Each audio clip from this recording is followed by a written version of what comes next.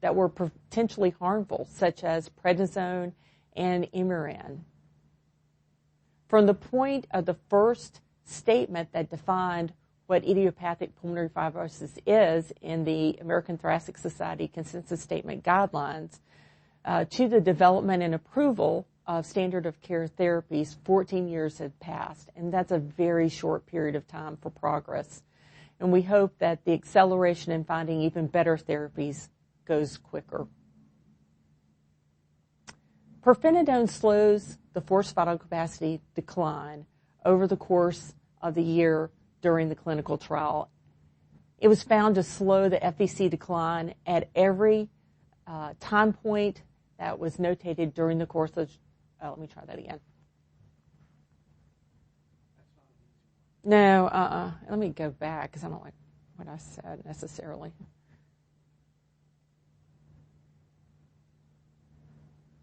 Clinical trials for idiopathic pulmonary fibrosis started about 20 years ago, and we've made a lot of progress in the past 20 years.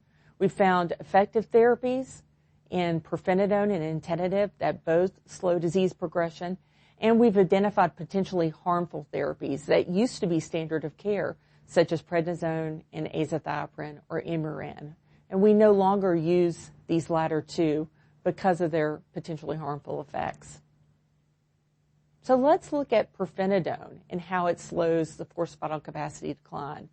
Well, in the clinical trials of pirfenidone, at each time point of 13 weeks, 26 weeks, 39 weeks, and 52 weeks, pirfenidone slowed FVC decline significantly in comparison to placebo and resulted in a 48% relative reduction in decline. Nintedanib also slowed forced vital capacity decline in absolute mils, and in INPULSIS 2 resulted in a 52% relative reduction in forced vital capacity decline, and in INPULSIVE, oh, I got that backwards.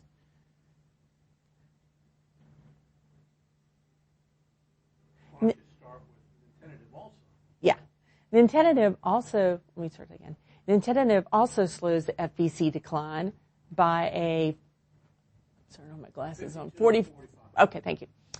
So INPULSIS 1 is 52, INPULSIS 2 is 45. Nintedanib also slows forced vital capacity decline, and it's in its 2 phase 3 clinical trials. INPULSIS, let me see. This is going to be my nemesis. Nintedanib also slows forced vital capacity decline. In the 2 phase 3 clinical trials of nintedanib in patients with IPF, INPULSIS 1 showed a relative reduction in forced vital capacity slowing of 52%, and in INPULSIS 2 showed a relative reduction of 45%. Pirfenidone also has shown a trend in favor of mortality reduction in all-cause mortality, IPF-related mortality, and emergent IPF-related mortality. Nintedanib shows that trend as well in all-cause mortality, on-treatment mortality, and respiratory mortality. So let's look at safety and dosing of pirfenidone and nintedanib. Pirfenidone is dosed with 1 tablet 3 times a day and slowly titrated up to 3 tablets or capsules 3 times a day. It's dosed with food to slow its absorption and to improve tolerance. Nintedanib is treated the same way and dosed with food to help with tolerance as well, with reduction in GI side effects for both medications. Nintedanib is dosed at 1 capsule twice a day. The common adverse events that we're seeing with pirfenidone include mostly stomach upset and photosensitivity.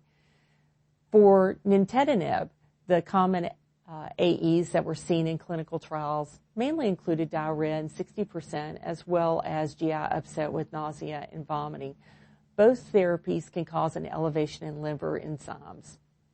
Both therapies also have warnings in severe hepatic disease and in end-stage kidney disease.